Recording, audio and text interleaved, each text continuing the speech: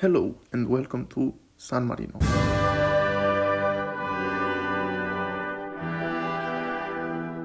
We're here on this tiny rock of a country, tucked away in the heart of Europe, to put San Marino's name on the map, not just as the team with 2 historic wins. Think of this like the ultimate underdog story. If Leicester City was a miracle, then winning with San Marino would be divine intervention. San Marino is home to the San Marinese League, the lowest ranked league on the continent with only 16 teams. But within this league lies a club with a rich history, Associazione Calcio Libertas. Libertas was founded back in 1928 when football was just making its way to San Marino, thanks to their Italian neighbors, and well, a few Italians with a bit too much free time and some political enthusiasm. Let's just say that they loved football almost as much as giving dramatic speeches. Despite their long history, Libertas' trophy cabinet is, well, let's just call it San Marino minimalism. And that's where our challenge begins. And before you ask, yes, I chose Libertas partly because it's the oldest club, but mostly for the chance to call this modest patch of grass our home. Our goal in this save is simple in theory but challenging in execution: restore AC Libertas to glory, bringing success both in San Marino and on the European stage. But we won't stop there. This save will be a trifecta. It will be the classic Football Manager save, where we aim to get to the top of Europe, a building a nation save, because the main goal is to win the World Cup with San Marino. Yeah, thank you Zealand for the idea. So let's take a look at Libertas. The past few seasons have been a struggle as we've consistently fallen short against league giants like Tre Fiori and La Fiorita. Our facilities are basic and the budget, well, let's just say we'll be scouring the bargain bin.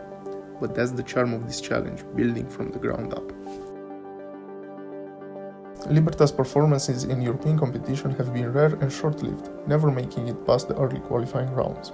But that's the past. We're here to change that by building a squad that can compete not just in San Marino, but also on the European stage. Our standout players include Nicolas Di Meo, a 21-year-old Italian stallion, who, according to our assistant manager, is our best player. Then there's Daniele Grieco, Filippo Guglielmi, and club legend Gianluca Morelli, who set the record for goals and appearances in our 96-year history. He's 38 years old, but still gives defenders nightmares, at least when his knees allowed it. Looking at this squad, I can tell you they took the saying defense wins championships a little too seriously. Our youth setup has a few talents I'll be bringing up right away: Tommaso Argenziano, Matteo Benici Corneli, Clyde Buzi, Alessio Taffa, and Federico Grassi. For this season we're going with a classic 4-4-2 formation, but with a twist because we don't have a right mid. It's nothing fancy, but hey, if it worked for Sir Alex, maybe it will work for us. Worst case, we end up defending harder than a Reddit user's unpopular opinion. We'll stay compact defensively and look for the occasional counter. As the squad improves, I'd like to experiment with a 3-5-2 in Europe and maybe a 4-3-2 in the league with a double secondo volante pivot. But for now, let's just focus on results and establishing ourselves in the league. And now, the real challenge: Latitani, San Marino's national team. Ranked 210th in the world. That's right, rock bottom. Our top player is Nicola Nani, basically San Marino's version of a rare Pokemon.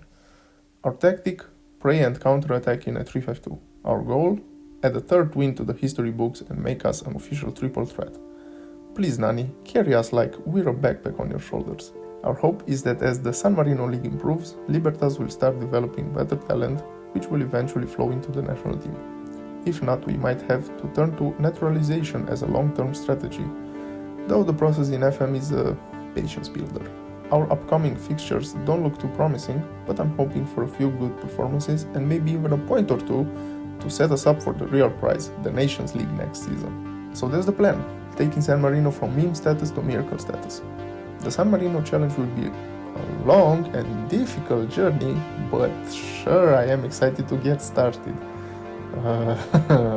In the next episode, we'll dive into the action, our first season, player highlights, the ups and downs, and hopefully some hard-fought victories. If you're ready to witness history, or at least some hilariously frustrating football, don't forget to like, subscribe, and hit the notification bell.